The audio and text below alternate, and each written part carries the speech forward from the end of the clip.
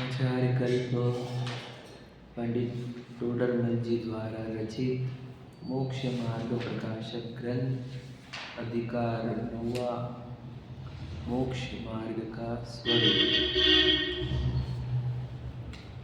हमें महाभाग्य उत्पन्न हुआ तभी हम मोक्ष मार्ग को सुन पा रहे हैं। भाग्य इसी का कहा जा सकता है जब ये जीव सुखी हो।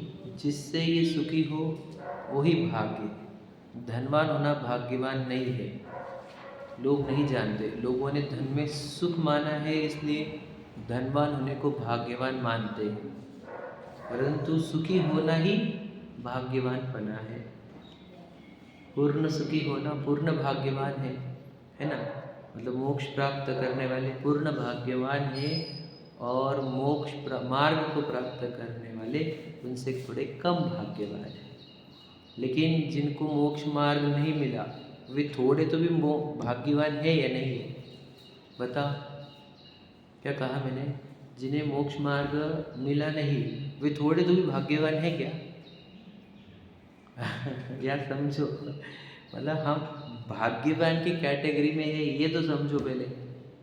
पूरे अनंत जीव राशि में से भाग्यवान किसी को कहा जा सकता है तो वो मैं हूँ, मतलब आप समझ रहे कि हम उस कैटेगरी में आते क्या नहीं आते कि हमारे को भाग्यवान कहा जाए। क्यों? क्योंकि जितने जीव को मोक्ष मार्ग नहीं मिला उनका होने वाला क्या है, ये मनुष्य बहुत धनवान बने, भले धनवान बने, नष्ट हुआ ये शरीर। जैसे ही ये शरीर छूटेगा वह आत्मा जाएगी, बताओ, एक इंद्रिय में, निगोद में, और उसके अनंत भव होंगे, जन्म मरण। इतने जन्म मरण, भाव मरण है ना, इतने होंगे कि वो जीव भी गिन नहीं सकेगा, और भगवान जी भी अनंत में ही बोलेंगे, क्योंकि निगोद में ही कितने जन्म मरण होंगे। सोचो, ये सभी उन जीवों की बात है जो मोक्ष मार्ग को नहीं प्राप्त हुए, है ना।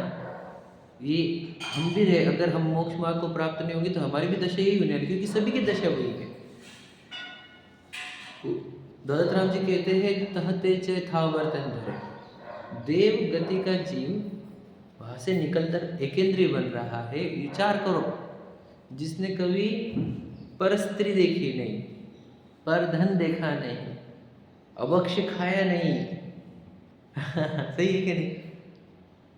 ऐसा जीव जो सप्तव्यसन भी नहीं करता, ऐसा जीव जब स्थावरों में आ सकता है, हमारी तो दशा उससे खराब ही है ना। ये समझ रहे कि नहीं समझ रहे? और ये रूल है, ये मतलब किसी का बनाया हुआ नहीं है।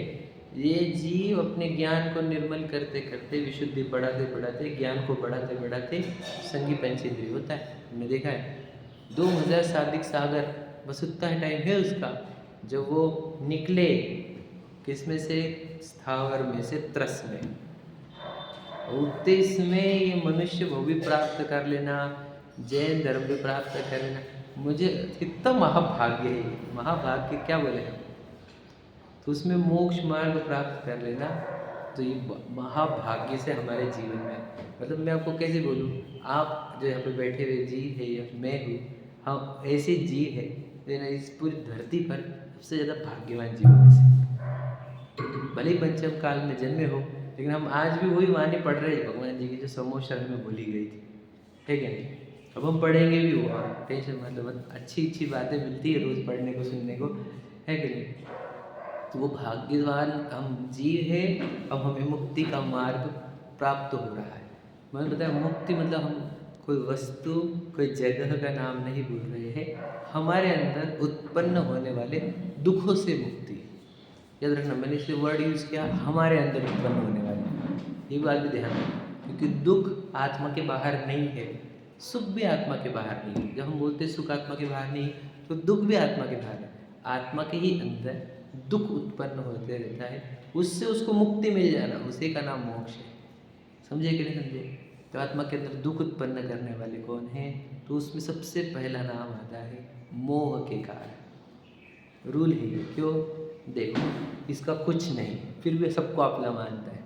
अब अब दुख चालू हुआ कि नहीं? अब दुखों के पहाड़ उतरेंगे अब अब अनंत दुख उत्पन्न होगा इस जीवन में, है कि नहीं?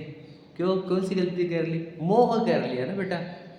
एक भी चीज़ अपनी इस शरीर भी नहीं, देखो हम तो इस शरीर के अंदर भी अमूर्तिक सत्ता है, और ये अमूर्तिक सत्ता अपने अंदर से चेतना निकाल कर इन सब का पिक्चर बना रही है। ये रियलिटी है। समझे कि नहीं क्या कहा मैंने? देह प्रमाण विस्तारित है हम, हमारे अंदर ज्ञान गुण की, श्रद्धा दर्शन गुण की पर्याय निकलती, जिससे हम पूरी दुनिया को देखते जानते। अब देखते जानता है ये आसपास की घटनाओं को, शरीर को, है ना, सब आसपास के लोगों को अब देखता जानता है। अब वहाँ पर गड़बड़ क्या कर लेता है? मोह कर लेता है। ये मैं, मेरे, एकत्व मत बोलते इसको। देह में हो जाती है, ये संयोग मेरे हो जाते हैं। तो मैं का कारण कौन रहा, भोग कौन रहा, मुझे भोगना है, मुझे करना है। ये जो है अब ये दुख नहीं है, और दुख और कहाँ है ये बता? इससे ही तो दुख है, और काहे का दुख है बता? नहीं नहीं नहीं, पैसा नहीं मिला उसका दुख है, नहीं नहीं रोग हो गया उसका दुख है, तो समझता नहीं है। वो तो बाहर, अंदर क्या हो बता? तो हमें मुक्ति कहाँ से प्राप्त करना है बताओ? मोक्ष का तो बताया था ना, मोह का क्षय। बस इतना सरल तो है। मोक्ष करना है हमारे को, तो मोह का क्षय करो, मोक्ष है। समझ रहे? तो मोह का क्षय होता क्या है? मोह क्या है प्रश्न है। हाँ, बहुत इंपॉर्टेंट है। मैं बराबर टॉपिक पर हूँ, टेंशन मत ले। मोह किसको कहते हैं बोलो? मोह कर्म का नाम है कि मोह भाव का नाम है? इसको दोनों में से एक उत्तर दो, एक सिलेक्ट करना है आपको। मोह नाम भाव का है या मोह नाम कर्म का है? दोनों में से एक बोलो। दोनों क्या? जो पूछा है दो में से एक बोलो। मोह भाव का नाम है या कर्म का? भाव का नाम है ना, सही यही लग रहा है ना? हाँ, लेकिन इस मोह भाव में जो निमित्त होता है उस कर्म को भी मोहनीय कर्म कहते हैं। लॉजिक समझेगा? देखो, उस कर्म का नाम हमारे भावों की अपेक्षा से पड़ा है। लॉजिक समझ रहे ना आप?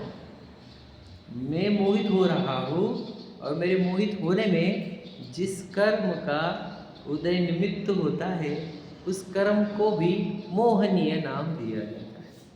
समझे क्या नहीं? तो मेरे मोह दो प्रकार के हैं।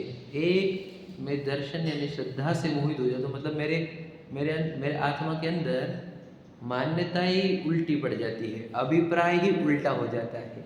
जो जैसी चीज़ें हैं वो वैसी नहीं मानकर मैं उससे विपरीत मानने लग जाता हूँ। यह मेरा भैया बाहर से ना फर्स्ट बटन, जो मेरी मान्यताएं है, जो मेरा अभिप्राय है, अभिनिवेश है, उसमें उल्टा उल्टा मानता हूँ। मतलब क्या? जो मैं हूँ उसको मैं नहीं मानता, जो मैं नहीं हूँ उसको मैं मानता हूँ, जो अच्छा है उसको बुरा मानता हूँ, जो बुरा है उसको अच्छा मानता हूँ। मतलब जैसे आत्महित हेतु वैराग्य ज्ञान, वैराग्य और ज्ञान सुखदायक है, वो दुखदायक लगते हैं। भोग दुखदायक है, वो सुखदायक लगते हैं। समझे क्या नहीं? शरीर जड़ है, वो मैं लगता है। मैं चेतन हूँ, वो समझ में ही नहीं आता। ये विपरीत अभिप्राय हुआ दर्शन मोह का। समझे कि नहीं? कहाँ मोह है मेरे? दर्शन में, श्रद्धा में, अभिप्राय में, अभिनिवेश में। समझे? विपरीत अभिनिवेश की बात करी थी, श्रद्धा गुण की पर्याय बहती हुई बताई ना। तो उस भाव में जो विपरीत अभिनिवेश है उस पर्याय के अंदर, उसी का नाम मोह है। आप समझ रहे? अब ये दृष्टांत है सिर्फ, एक्चुअल में अपने देखो हर समय एक निकल रही है पर्याय। जैसे विशाल है, विशाल बोल रहा है अच्छा, विशाल अच्छा है कि नहीं? ये सब दर्शन मोह का उदय है। आप समझ रहे क्या? मेन तो मेरे अंदर अभिप्राय ही उल्टा चल रहा है कि मैं बॉडी हूँ, this body belongs to me, I speak, I walk, I talk, I look better. समझे क्या नहीं? ये जो है ये है मेरा अंदर उत्पन्न होने वाला मोह, मेरे श्रद्धा गुण में उत्पन्न हुआ मोह है। किसने उत्पन्न किया? किसने उत्पन्न किया? आरोप आएगा कर्मों के ऊपर। मोहित तो मैं खुद ही हुआ। किसी ने बोला नहीं था मुझे कि जो शरीर सामने दिखा उसको मैं मानने लग जा। किसी ने बोला नहीं है, कोई आसपास के व्यक्ति भी नहीं बोले मुझे। और अब अगर मैं नहीं मानना चाहूँ शरीर को मैं, तो कोई रोकने वाला भी नहीं है। कोई व्यक्ति है कि आजू बाजू में? नहीं। अब बोलेंगे कर्म तो है, कर्म तो है। हाँ, कर्म भी है, कर्म को हम जानते समझते। तो उस कर्म के अंदर जाते हैं हम, उस कर्म की फिलॉसफी को समझते हैं, कर्म सिद्धांतों को समझते हैं। और हमने बताया था टोडरमल जी कर्णान युग के एक्सपर्ट थे एकदम। समझिएगा नहीं? द्रव्यानुग की भी कमी नहीं थी पकड़ की, लेकिन उन्होंने वो कर्णान युग में सम्यक ज्ञान चंद्रिका लिखी है। समझ गोमठ शाह जी पर सम्यक ज्ञान चंद्रिका की टीका। हाँ, तो कहना है कि उनका बहुत कड़ी पकड़ थी, एकदम पक्की घनी। पकड़ती कर्णानुयोग के विषय में। कर्णानुयोग होता क्या है, देखो ध्यान से, नाम है कर्णानुयोग। कर्णानुयोग का अर्थ है जिसमें सूक्ष्म परिणामों की चर्चा होगी, जिसको अपने तारतम्य बोला ना थोड़ी देर पहले, देखो कुछ लाइन पहले, तारतम्य मतलब कर्णानुयोग मतलब एकदम सूक्ष्म भावों को भी पकड़ा जाएगा, सूक्ष्म दोषों को भी पकड़ा जाएगा, है ना। तो जो सूक्ष्म भावों की चर्चा करे, है ना, उसको कहते हैं कर्णानुयोग। समझ रहे क्या आप? सूक्ष्म भाव, भाव सूक्ष्म क्यों? क्योंकि वैसे तो आत्मा ही सूक्ष्म है, क्योंकि वो आंखों से दिखते नहीं, तो आत्मा ही सूक्ष्म है और उसके भाव अति सूक्ष्म है। तो वह अति सूक्ष्म भावों की चर्चा जहाँ हो उसका नाम कर्णानुयोग होता है। ठीक है। अब ये अति सूक्ष्म भाव पकड़ में कैसे आएंगे? इतने सूक्ष्म है जिसके बारे में चर्चा करो तो शब्द पर कम पड़ते हैं। किसने ऐसे ऐसे भाव किया था, ऐसे ऐसे भाव किया था, उसके शब्दों में वर्णन कैसे करोगे तुम? तो उन भावों को पकड़ने के लिए उसके पैरेलल चलने वाला कर्मों का सिद्धांत की चर्चा की जाती है। क्या कहा, समझे क्या? कर्म, कर्म की चर्चा, क्या की चर्चा है बोलो? कर्म की चर्चा करण की चर्चा है। समझे क्या कहा? लॉजिक समझा? फिर से समझ। कर्म की चर्चा करण की चर्चा है। आप समझे? हम कर्मों को नहीं करण को बता रहे हैं। करण मतलब क्या? सूक्ष्म परिणाम। आप समझ रहे ना?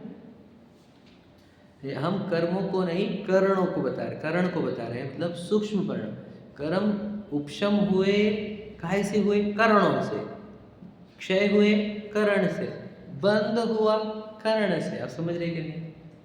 कर्म तो अकेले अकेले कभी नहीं खेलते। कर्म, कर्म निमित्त रूप होते हैं। किसके? करण से, आत्मा के परिणामों से। लॉजिक समझ रहे क्या? ये सब भूमिका है जो चैप्टर अपने को पढ़ना है, उसकी भूमिका है कि नहीं? क्योंकि देखो मैं इतने से कर्म कारण कुछ नहीं बोला आज क्यों बोला? तो क्या वो चैप्टर है हमारे सामने और समझना बहुत जरूरी है, बहुत गजब का है। मतलब मैं तो जो पढ़ूँ उसमें मुझे ऐसा लगता है कि ये सब अच्छा है मेरे लिए, बहुत अच्छा है।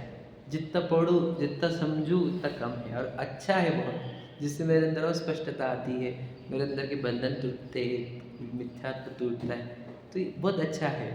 कर्णानुयोग पढ़ेंगे अपन तो उसमें क्या कहा कि हम कर्मों की चैप्टर बोलेंगे, लेकिन समझना क्या, ये कारण का चैप्टर है, भावों का। लॉजिक समझ रहे क्या? इसलिए कर्णानुयोग सिखाने से पहले इतनी भूमिका स्पष्ट कर देनी चाहिए कि हम बोलेंगे कर्म कर्म, लेकिन तुम मानना करण करण समझे कि नहीं? क्योंकि कर्म पूरा ये रखना, इंच टू इंच,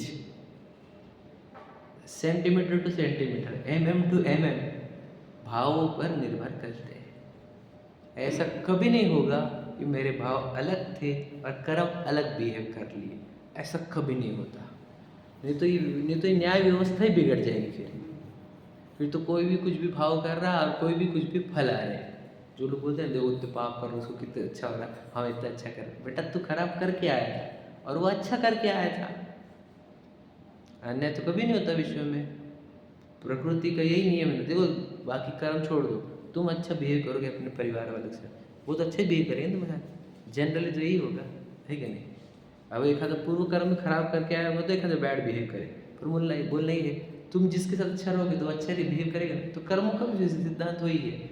अगर हम अच्छे तो कर्म कुछ नहीं सताते हमारे। देखो पुलिस का डर किसको? जिसने अपराध किया हो। अपराध नहीं करने वाले पुलिस के सामने खड़े हो जाए, क्या फर्क पड़ता है उसको? बस कर्म का भी वही है, न्याय व्यवस्था है ये। कभी ऐसा नहीं होगा कि परिणाम और कर्मों का विपरीत डायरेक्शन हो, ऐसा कभी नहीं होगा। इधर परिणामों में उपशम वाले परिणाम होंगे, इधर उपशम होगा। इधर परिणाम में बंधन वाले परिणाम होंगे, इधर बंधन होगा। समझ में आ रहा है? स्पष्ट हो रहा है? मतलब और ये इतना पक्का सिद्धांत है, मैं आपको बताऊँ फिजिक्स से भी सिद्ध किया जा सकता है इसको। आज आगे चल के फिजिक्स और सिद्ध, तो फिजिक्स से भी सिद्ध होगा, ये इतना पक्का है। और केवल ज्ञान में दिखा हुआ है भगवान जी के, है ना। और वो ही एज इट इज देखो षटखंड आगम आदि ग्रंथ के द्वारा इसको लिपिबद्ध कर दिया गया। समझे कि? ध्यान सुनना, मैं आपको बताना चाहता हूँ दर्शनाचार्य जी ने पूरा कर्णानुयोग को लिखना चाहा। समझिए क्या कहा मैंने? देखो मैं आपको बताना चाहता हूँ, देखो आत्मा की चर्चा तो ऐसी है जो बेसिक लोगों को भी समझ में आए। समझे क्या कहा मैं? थोड़ा सा और समझाऊँ, चैप्टर से थोड़ा सा बाजू में हूँ लेकिन बताओ।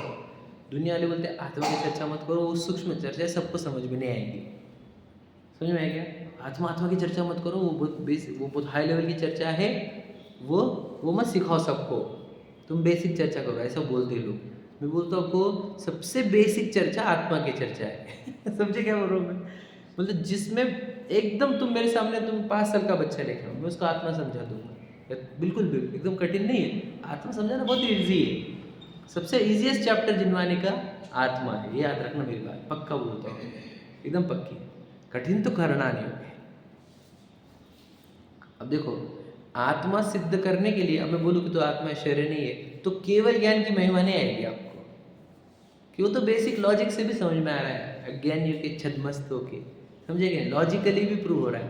लेकिन इन भावों से ऐसे कर्म बंधन होते हैं, उन कर्मों से ऐसे शरीर मिलते हैं, उस शरीर से जीव भटकता है, ये जो सिद्धांत है, ये जो लॉ है, ये है करणान योग।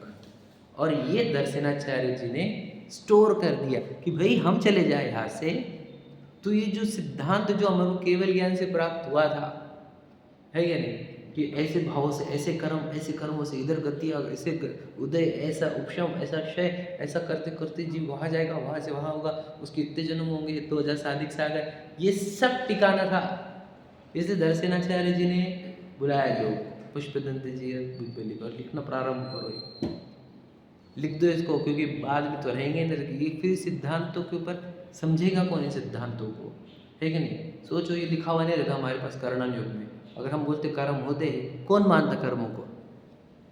आत्मा होती है, ये तो सिद्ध होता है थोड़ा सा लॉजिकली, क्योंकि शरीर छूटता है तो जीव चला गया, आत्मा रहती है, पहले संवेदना थी, अब संवेदना नहीं है, तो इससे सिद्ध होती है आत्मा। तो आत्मा सिद्ध करना इतना कठिन नहीं था, लेकिन कर्मों को सिद्धांत कैसे सिद्ध करें, हम कर्म को कैसे सिद्ध करते थे, समझे कि नहीं? इसलिए करणान योग को लिखा गया, एकता महत्व दिया गया। तो समय सार जी लिखने पर शुद्ध पंचमी पर्व ने बनाया गया। समझे गए? करणान योग का ग्रंथ लिखने पर शुद्ध पंचमी पर्व बनाया गया, ऐसे बोलते हैं पहला ग्रंथ है कि नहीं? ऐसे हम मैं नहीं मानते समय सार जी, तो मैंने कल ही बोल चुका समय सार जी के बारे में, लेकिन हम करणान योग का भी तुम महत्व समझे क्या, कि हम बोलते ऐसा क्यों हुआ, ऐसा क्यों हुआ, ऐसा क्यों हुआ, तो कुछ भी समझता नहीं है, सब कर्मों के अनुसार होता है। ये ऐसा क्यों बिहेव करते, ये ऐसा क्यों करते, ये लोग ऐसा क्यों करते, मुझे क्यों नहीं मिल रहा, इतना प्रयत्न करने पर भी, ये करने पर भी, तुझे अभी कर्मों के सिद्धांत स्पष्ट नहीं हुए, कुछ भी समझा नहीं है। पूरा की पूरा पिक्चर कर्मों के सिद्धांत पर है।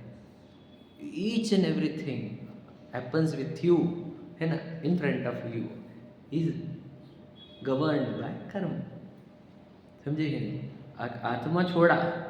आत्मा छोड़ा तो जो कुछ है वो सिर्फ कर्म है। आप समझे क्या बोला मैं, किसकी बात कर रहे हैं? वो पुद्गल है, वो है ना, नहीं, वो नो कर्म है तेरे लिए। समझे कि नहीं? वो वस्तु से पुद्गल है, लेकिन तेरे आसपास में आया ना, तो वो तेरा नो कर्म है। आप समझे क्या कहा? जिन सो ही है आत्मा, अन्य सो ही कर्म। सुना है अपने लाइन में? जिन सो ही है आत्मा, मतलब क्या? जैसे जिनेंद्र भगवान है वैसे ही आत्मा है, और बाकी सब अन्य सब कर्म है। ये बात समझे क्या नहीं? एक आत्मा है और बाकी सब कर्म है, समझेगा नहीं? तो जो आपको पत्नी दिख रही है, बच्चा दिख रहा, माता पिता दिख रहे, भाई बहन दिख रहे, वो घर दिखा, वो गाड़ी दिखी, बंगला दिखी, वो सब कर्म है। पता है तुझे? किसी बातें कर रहे, हाँ कर्म है, नो कर्म है। वो जो शरीर दिख रहा है ये भी कर्म है, पूर्व कर्म ने लाया हुआ है, पूर्व कर्म ने माता पिता लाए, पूर्व कर्म ने माँ बहन लाए, पत्नी बच्चे लाए, पूर्व कर्म ने पद प्रसिद्धि, ये आवाज़, ये चेहरा, ये हाँ फेस कट, ये जॉ लाइन, फिगर, ये सब पूर्व कर्म है, कुछ नहीं अपना, समझे कि नहीं? और पूर्व कर्म से प्राप्त हुई सामग्री मैं मानता हूँ खुद को, इसको बोलते पागलपन, इसको बोलते मोह, इसको बोलते मूढ़ मूर्ख व्यक्ति। तो समझेगा क्या कह रहा हूँ? ये जागृति के लिए ही कहा जा रहा है सब कुछ। तो ये जितना भी आपके आसपास सामग्रियां है, ईच एंड एवरी, वो कर्म की ही है, समझे? और वो तो फिर दिन भर में व्यस्त कर दो। बताओ, इसको दूसरी गाथा में क्या बोला गया? जो अपने में अहमपना स्थापन करता है ना? दूसरी गाथा से मैं साझी लाइन बोलो, किसी को याद है क्या? देखे परम जो भाव उसको, नहीं तो ज्ञान की बात बोल क्या, दूसरी छंद गया है। हाँ, जो अपने श्रद्धान ज्ञान चारित्र में स्थित है वह स्वसमय है, और जो कर्म पुद्गल के प्रदेशों में स्थित है वह परसमय है। समझ में? दिन भर में कहाँ स्थित हो जाओ? कर्म से उत्पन्न हुए पुद्गल के प्रदेशों में, हाँ या नहीं? समझे क्या बोला मैंने? ऐसे जीवों को पर समय बोला गया है। अब सोचो, मैं दिन भर व्यस्त किधर हूँ पता है? पूर्व कर्म ने दी हुई सामग्री में, कर्मों में। और यही तो कर्मों का खेल यही रहता है। वो सामग्री फेंकेगा, हम उलझेंगे, फिर कर्म बांध देंगे, फिर वो सामग्री फेंकेगा। आप समझे क्या कह रहा हूँ? मैं समझ रही।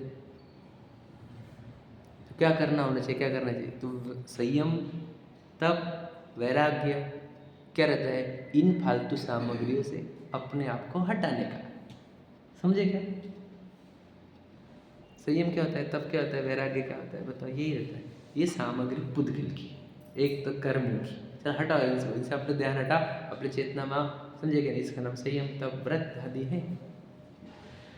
समझे? कुछ समझाया मैंने। मुझे बोलना क्या है कि आपको समझना होगा बहुत ध्यान से कि अगर हम आत्मा में नहीं है तो हम कर्मों में लगे हुए हैं। नहीं मैं समाज में लगा हुआ हूँ, नहीं मैं व्यापार में लगा हुआ हूँ, नहीं मैं बच्चे के हेल्थ में लगा हुआ हूँ, बच्चों के एजुकेशन में, बच्चों के संस्कार में नहीं, कर्मों में। क्लियर होता है? और कुछ नहीं है वो, क्योंकि वो बच्चा क्यों, उसकी ऐसी हेल्थ क्यों, ऐसे परिवार क्यों, है ना, ऐसे बिजनेस क्यों, ऐसे व्यापार क्यों, ऐसे माँ बाप क्यों, ऐसे भाई बहन क्यों, ये सब कर्मों का है।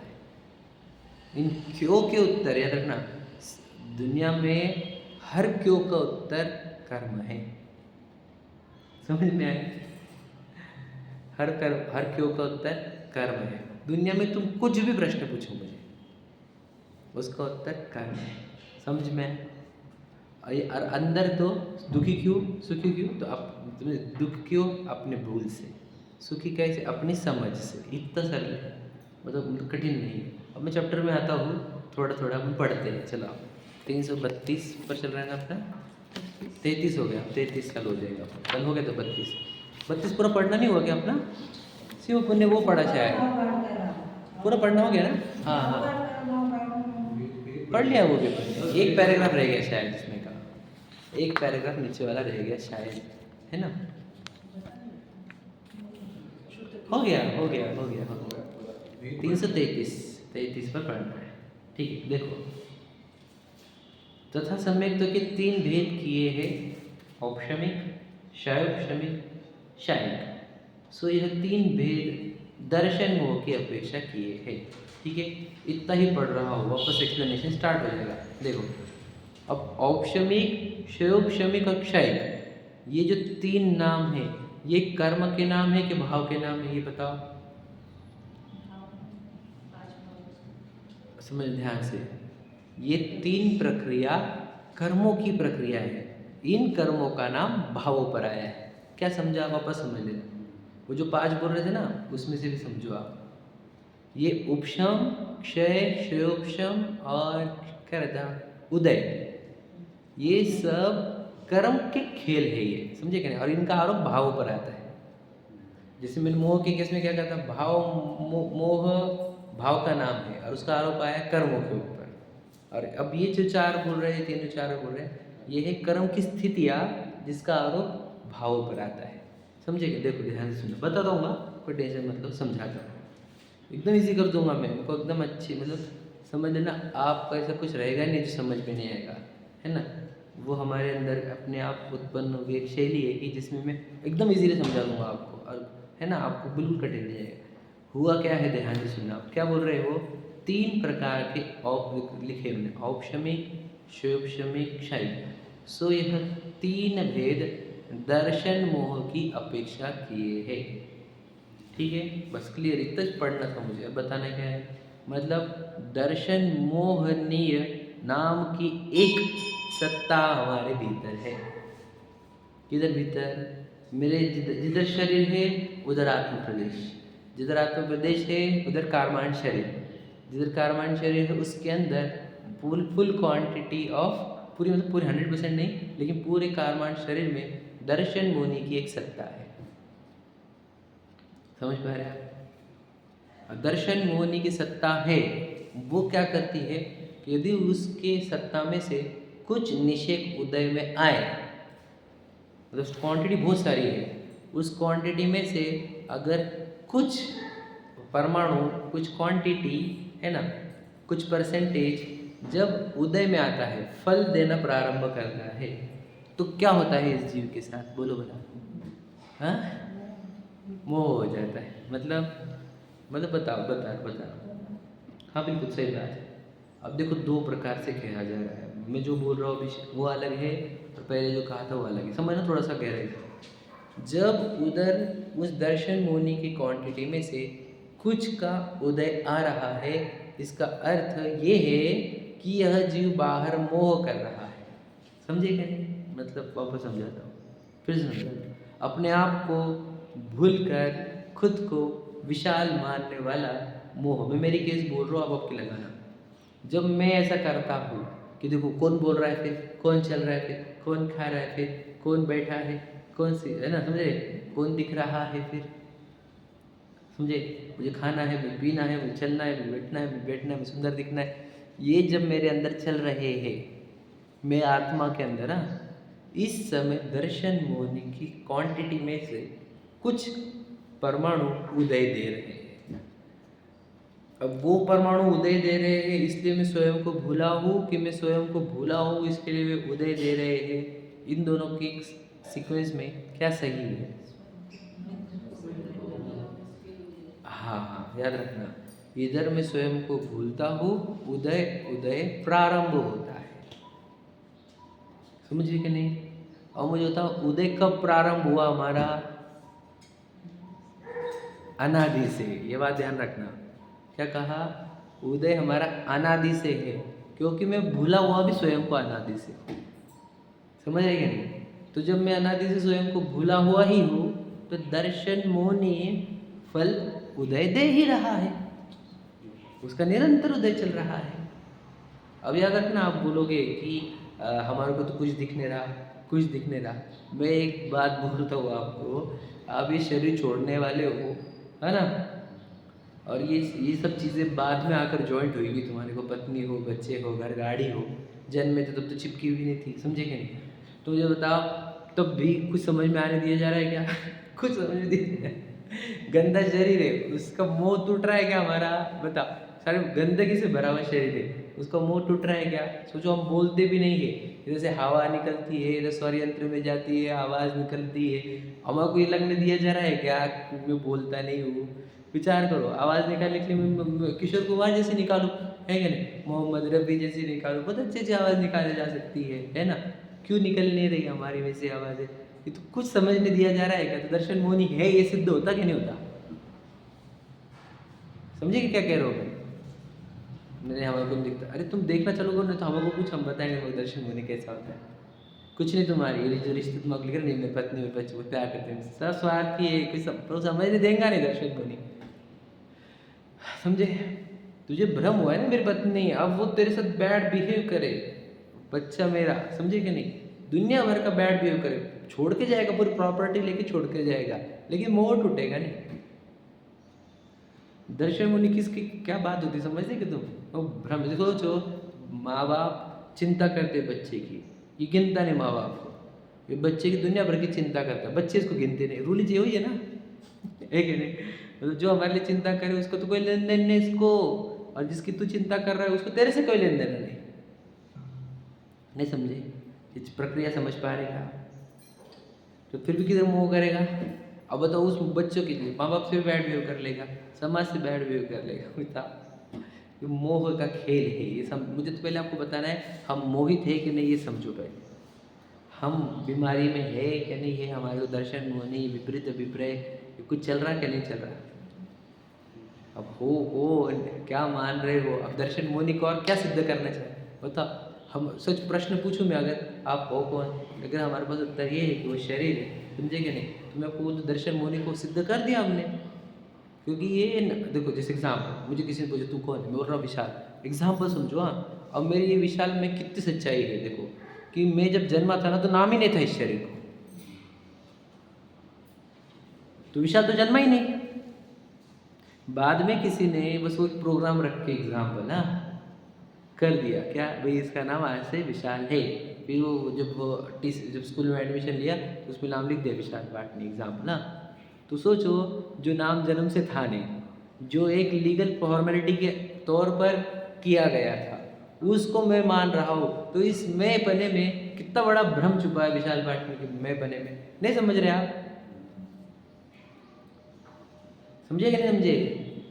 और ये शरीर जो उत्पन्न हुआ तो हम पूछते हैं कि मुझे ऐसा शरीर क्यों, मुझे थोड़ा सा अच्छा चाहिए था, थोड़ा और अलग चाहिए था, वैसा चाहिए था, वैसा चाहिए था, वो क्यों नहीं?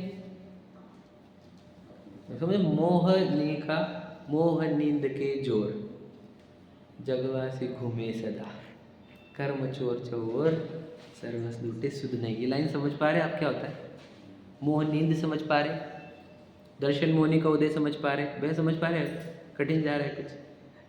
तो मैं आपको बताना चाहता हूँ, तो दर्शन मोहनी एक ऐसी कर्म की प्रकृति है जो इस कर्म की सेना का सेनापति है। जब तक वो उसकी सत्ता हमारे आत्मा में रहेगी, आप कभी भी मैच हार सकते हो। कौनते भी तुम दीक्षा लेकर पूरी दुनिया से छूटोगे तब भी वो मैच हरा सकता है आपको क्योंकि वहाँ पर उनका ज़बरदस्त प्लेयर है, उनका सेनापति धड़ाधड़ निपटा देता है वो। क्योंकि हमने दीक्षा ली नहीं, क्या वो हराता है? क्योंकि जब तक दर्शन मुनि की सत्ता अंदर है, कर्मों के अंदर, तुम जीते नहीं। ये बात समझ लेना। क्या कहा, समझ रहे?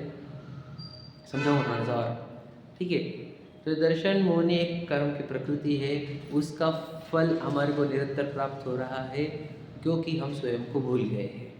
याद रखना, जब तुम स्वयं को भूलना ही चाहते हो और बिल्कुल स्वयं के प्रति जिज्ञासा खड़ी नहीं करते हो, तो वो तो अपना फल देने के लिए रेडी ही है। आप समझे कि नहीं? दिख रहा है ना उसको, देखो एग्जाम्पल, उसको दिख रहा है कि इसको स्वयं के प्रति कोई जिज्ञासा नहीं है, तो वो इतना अंदर शराब फेंकता है हमारे को, अरे पैसे तो कमा ले, बंगला तो कर ले, प्रसिद्ध तो कर ले, अरे पुण्य को दे तो भोग ले, ऐशो आराम तो कर ले, जिंदगी ना मिलेगी दोबारा। वो ऐसे फेंकेगा कि फिर तो इसको वो प्रश्न भी नहीं, काय का कुछ नहीं। सोचो कितने जीव ऐसे, कितने जीव, कितने बताओ मैं आपको, गिनाओ तो हाथ कम पड़ जाए, शब्द कम पड़ जाए, इतनी जीव राशि है ऐसी, है क्या नहीं? सोचो। हाँ, बहुत मतलब पागलपन तो बहुत छा जाता है, क्योंकि देखो क्या दिखा कर्मों को कि इसको स्वयं को जानना ही नहीं है, बराबर है ना? एग्जाम्पल है मैं काल्पना में कि इसको बिल्कुल जिज्ञासा नहीं स्वयं के प्रति ये कौन है, तो वो क्या करेगा? अपना हाईएस्ट इम्पैक्ट वाली शराब देगा हमारे को। आप समझे? वो शराब जो जल्दी उतरती नहीं है समझे ना? आपको पता है, शराब अगर पी लूँ मैं एक बॉटल वाली, तो तुरंत मेरे को होश में लाने तो ला सकते हो आप? एग्जाम्पल समझे क्या क्या करूँ? एग्जाम्पल, एक स्ट्रॉन्ग वाली शराब एक बॉटल रख के पी ली मैंने, अब मुझे होश में लाने के लिए कितनी मशक्क़त करनी पड़ेगी पता है आपको? आपको पता नहीं होगा, मैं एग्जाम्पल बताता हूँ, ठीक है?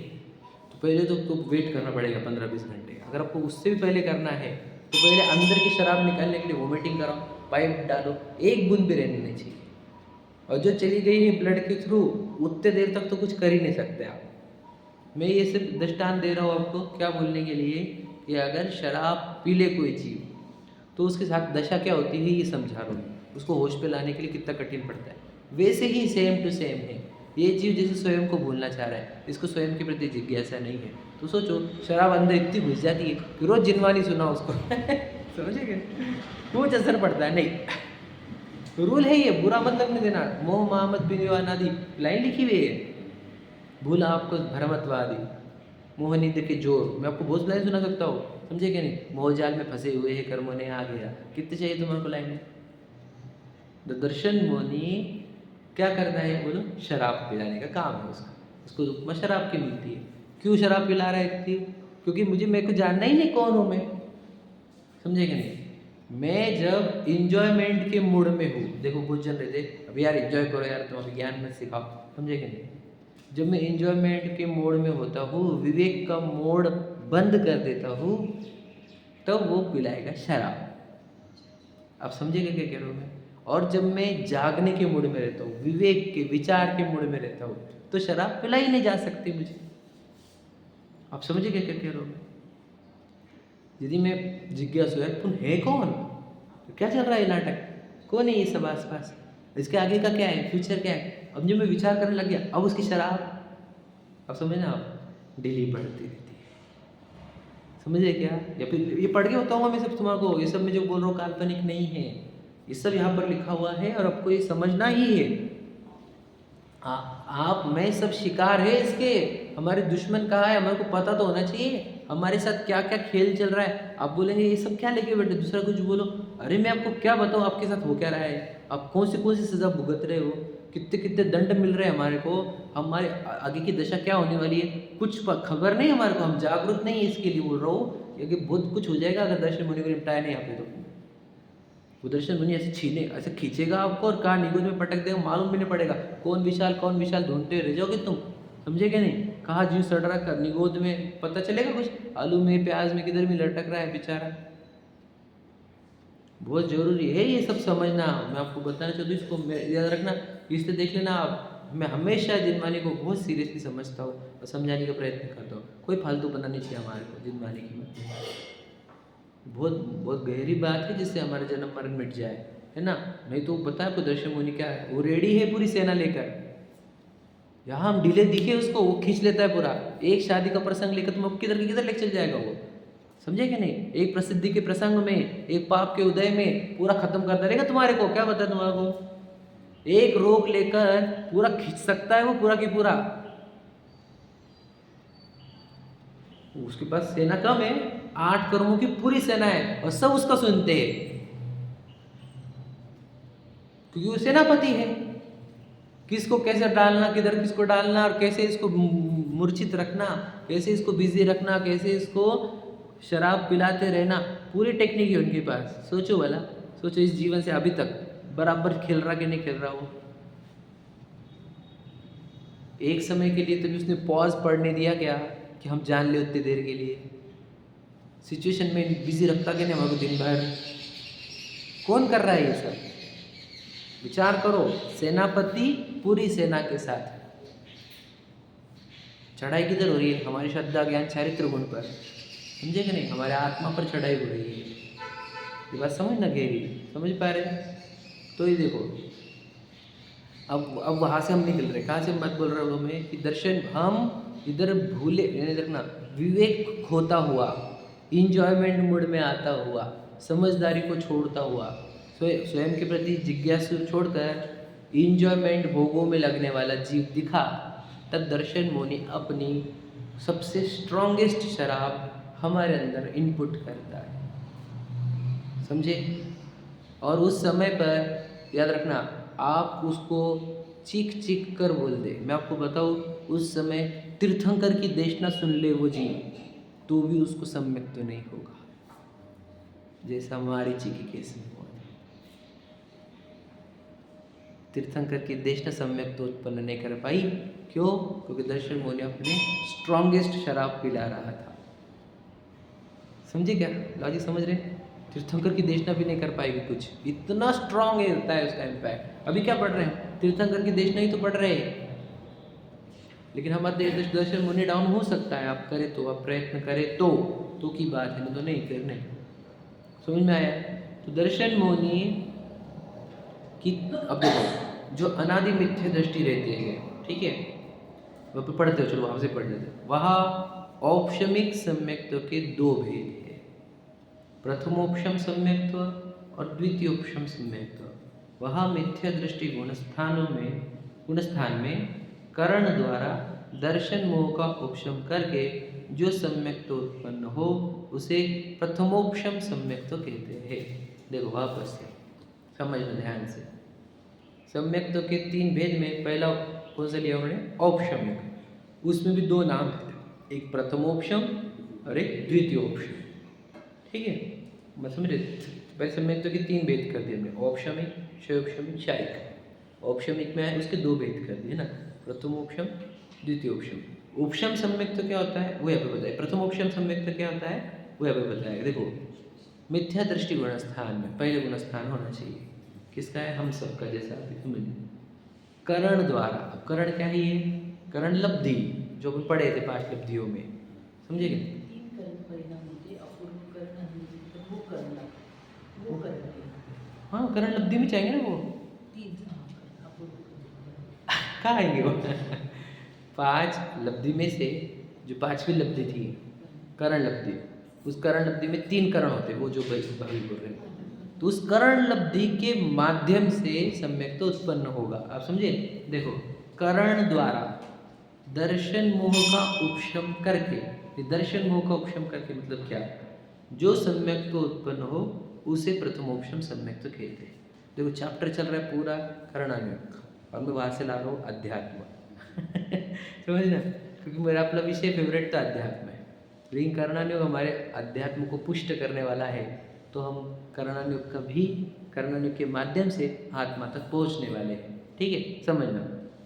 देखो क्या लिख रहे हैं वे, मिथ्या दृष्टि गुण स्थान में कारण द्वारा दर्शन मोह का उपशम करके जो सम्यक तो उत्पन्न हो उसे प्रथमोपशम सम्यक तो कहते। अब देखो होता क्या है, अब हमने क्या बताया, इधर जित्त शरीर उत्ता आत्म प्रदेश, उत्ता आत्म प्रदेश उत्ता कारमान शरीर, कारमान शरीर में दर्शन मुनि की बहुत सारा स्टॉक, कितना स्टॉक है, यहाँ से करोड़ों भोग कर ले, इतना स्टॉक तो हमारे पास अभी भी है, बहुत स्टॉक लेके चलते हैं हम, समझे? बहुत स्टॉक है हमारे पास, इतना स्टॉक अभी भी है उसके अंदर। ठीक है, अब इतने स्टॉक होते हुए भी याद रखना, यदि ये जीव, याद रखना, इसने अपने भावों के विशुद्धि से, याद रखना रूल, याद रखना, भाव की विशुद्धि से अगर इसने अपने ज्ञान को इतना खोल दिया कि स्वयं उसको 5 इंद्रिय जितना मिल गया, और फिर उसने देवशास्त्र गुरु के निकट चला गया, समझे कि नहीं? और यदि देश न सुन ली उनसे और विचार करने लग गया, और फिर स्वयं को जानने के लिए जो प्रेरित हुआ, इतना यदि वो काम करे और उसने एक समय के लिए अपने आप को देख लिया, तो जो हुआ उसका नाम है प्रथमोपशम सम्यक। समझाता हूँ प्रक्रिया। बड़े भाग्य से इसने अपने भावों को विशुद्ध कर करके खुद को ज्ञान इतना विस्तार कर लिया कि नाम कर्म को, इसने ज्ञानावरणी को उपशम ऐसा कर लिया अपनी विशुद्धता से। ध्यान सुनना, वापस शब्द याद रखना मेरे, अपने भावों की विशुद्धता से इसने ज्ञानावरण को इतना शयोपशम कर लिया कि नाम कर्म को संगी पंचेंद्रिय वाला शरीर देना पड़ा। हाँ, ये उसमें भी भावों की विशुद्धता सरल परिणामों वाली थी, अल्प आरंभ अल्प परिग्रह वाली थी, यानी मंद वाली थी थोड़ी सी, तो मनुष्य शरीर, नाम कर्म को मनुष्य शरीर देना पड़ा। ठीक है, और भावों का स्तर इतना अच्छा था कि उसको जैन कुल और भावों का स्तर इतना अच्छा था कि उसको जिनेंद्र भगवान जिनवानी तक वो पहुंचा दिया, है ना? ये सब पूर्व कर्म नाम कर्म ने किया, क्योंकि मैंने भावों में विशुद्धि करी थी। कौन सी विशुद्धि? अरे यार, मुझे अपना कल्याण करना है, कुछ नहीं चाहिए लौकिक चीज़ें, मुझे अपना कल्याण करना है, मुझे जन्म मरण से मुक्त होना है। ऐसा कुछ भाव में किया होगा हमने कि हे प्रभु, कितने दुख हो रहे हैं, मुझे इन दुखों से मुक्त होना है। ये मेरे अंदर की जो उमंग थी, मेरे अंदर की जो तड़प थी कि मुझे इन दुखों से मुक्त होना है, वो भावों की विशुद्धि ने ये सब प्रक्रिया सामने खड़ी कर दी। याद रखना, मैं आपको क्या बताऊँ, ये ड्रामेटिक नहीं, ये रियलिटी है जो आपके साथ हो रही है आज, पूरी तरह रियलिटी जिससे आप खुद अपरिचित हो, है ना? तो ये वो प्रसंग बन गए, जिन्हें शरीर में मनुष्य वाला जिनेंद्र भगवान जिनवानी सामने है।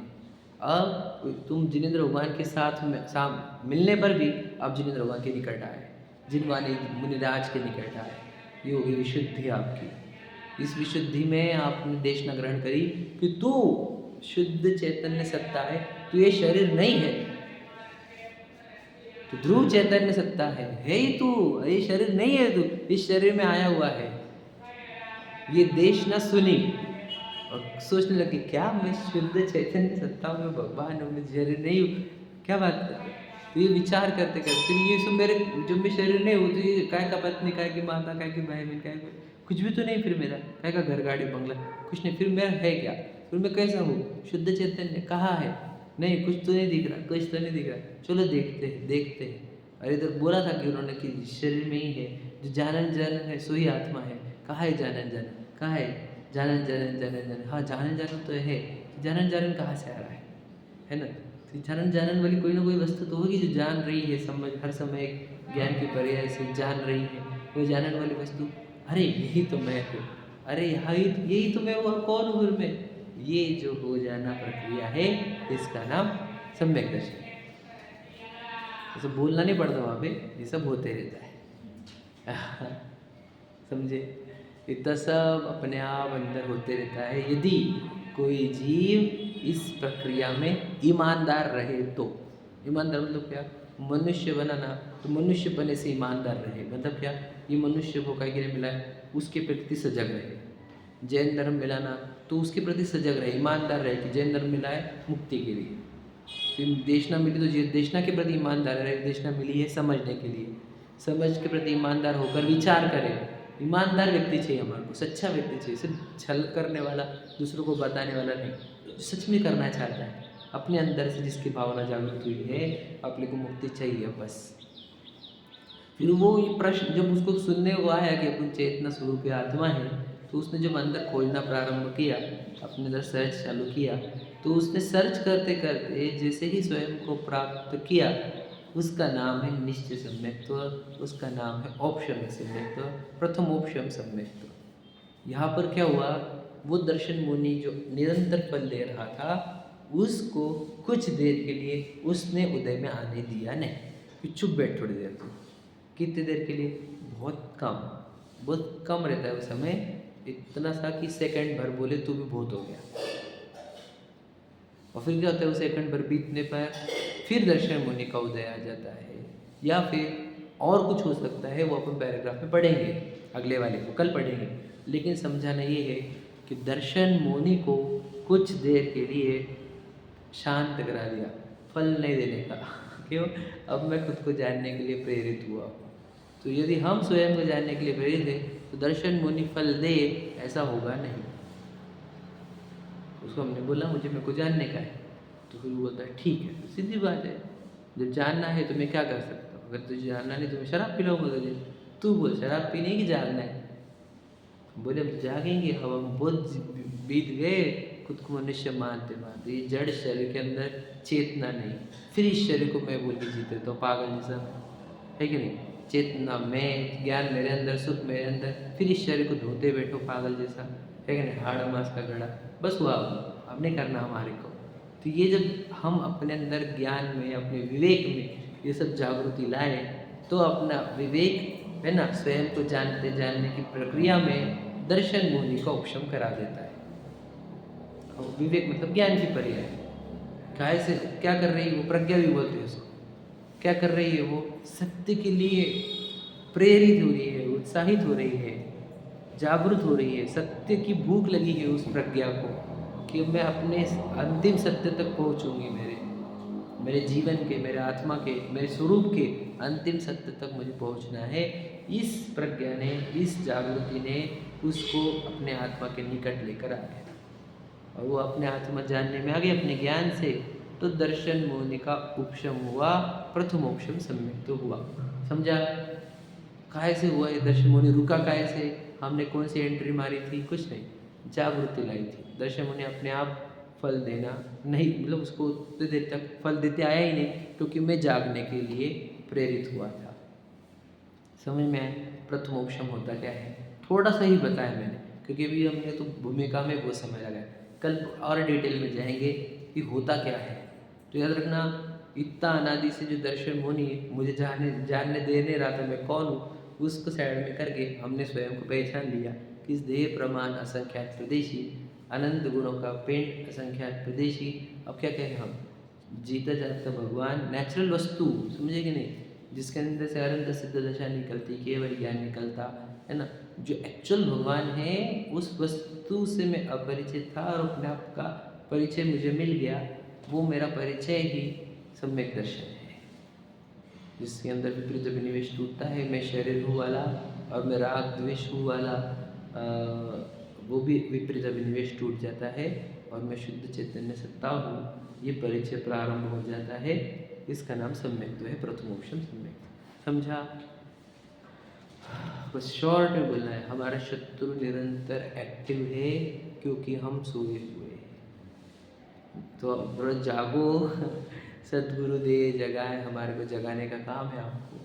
अब जागो, निर्दर्शन मुनि फल देने में कसर रखने रहा। शराब, अब देखो यहाँ से कैसे शराब पिलाएगा, कल तक आत्मा आत्मा कुछ दिखेगा नहीं, चर्चा भी नहीं सुनने में आएगी, सुनेंगे तो भी असर नहीं करेगी, क्योंकि वो पिलाते रहेगा। आप बड़ा भाग्य से अब यहाँ पे सुनते हो इतने शांति से आत्मा की चर्चा, ये महाभाग्य है आपका।